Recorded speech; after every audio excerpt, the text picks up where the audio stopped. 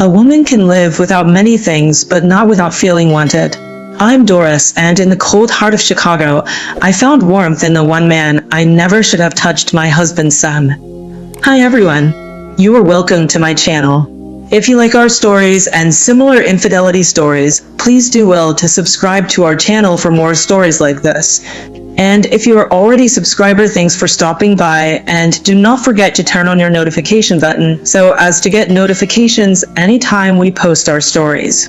Now let's dive into the gist. Chicago winters can be brutal, but nothing chills the soul like lying beside a man who no longer sees you. My husband, Martin, had been pulling away for months. He came home late, avoided my touch, and whenever we tried to be intimate, it felt forced, like a duty he wanted to escape from. I told myself he was stressed from work, but deep down, I knew he simply didn't desire me anymore. When Sean, his 25-year-old son from his first marriage, lost his job and apartment, Martin invited him to stay with us. I greeted him warmly. After all, I was supposed to be a mother figure. Sean was tall, confident, and carried that magnetic energy only youth can have. His easy laugh filled the silence Martin left behind. At first, it was innocent. We talked while making breakfast, shared takeout on nights Martin worked late. But soon, I started noticing the way Sean's gaze lingered on me, the way his compliments brushed a little too close to the skin. I should have ignored it. Instead, I leaned in.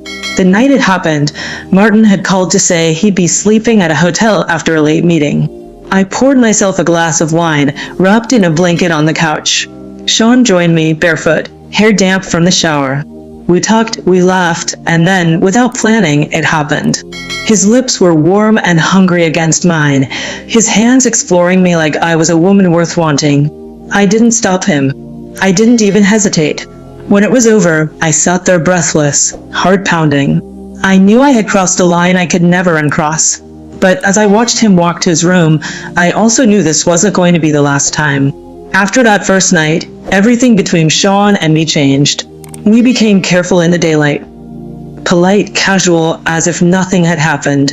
But when Martin wasn't home, the air between us crackled with unspoken need. It was dangerous how quickly we fell into a rhythm. He would brush past me in the kitchen, his fingers grazing mine. I'd slip into his room late at night under the pretense of checking if he needed anything. We both knew what we were doing. Martin remained oblivious. His long hours at the firm gave us the perfect cover. I told myself I was still a good wife, that I was only taking what my marriage had stopped giving me. But the truth was uglier. I was addicted to Sean. One evening, I was in the laundry room when Sean came in, closing the door behind him. "I've been thinking about you all day," he murmured. His hands were on me before I could answer, and I let him take me right there, heart hammering at the thought of Martin possibly walking in. Afterwards, I should have felt shame. Instead, I felt alive in a way I hadn't in years. But that thrill came with a creeping fear. Every text from Martin asking when I'd be home, every unexpected sound in the hallway, it all felt like the moment before a storm. The more we tried to hide, the sloppier we became. Sean would sit too close at dinner. I'd catch Martin studying me during conversations, his eyes narrowing as if trying to solve a puzzle. One Saturday morning, Martin mentioned taking us both out for breakfast. I froze. Sean looked at me for a fraction of a second too long, and I saw something flicker in Martin's eyes. Later that week, I overheard Martin on the phone in his office. His voice was low, tense. I caught only fragments. Unacceptable, trust, truth will come out. My stomach twisted. That night, when I went to Sean's room, he was restless. "I think he suspects something," he whispered. His words should have made me end it right there.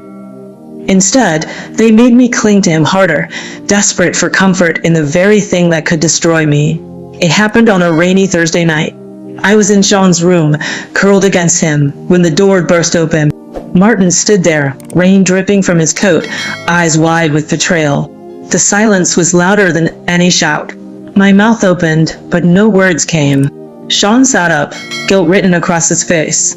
Martin didn't yell. He just looked at me, really looked at me, as if seeing a stranger. "I can't believe you," he said finally, his voice breaking. Then he walked away. By the next morning, Sean was gone. Martin didn't speak to me for days. When he finally did, it was to tell me he'd be filing for divorce. Now, I sit alone in the same Chicago apartment, the winter wind rattling the windows. I got what I thought I needed, passion, desire, but lost everything else. And the worst part? I can still remember the way Sean looked at me that first night, making me feel away. Same Chicago apartment, the winter wind rattling the windows. I got what I thought I needed, passion, desire, but lost everything else. And the worst part? I can still remember the way Sean looked at me that first night, making me feel away. I can still remember the way Sean looked at me that first night, making me feel alive. Some hungers don't just ruin you, they haunt you. Have you heard or experienced similar situation? Please tell us how you handle it in the comment section, and do not forget to turn on your notification button so as to get notifications anytime we post our stories. Thank you, and see you in my next video.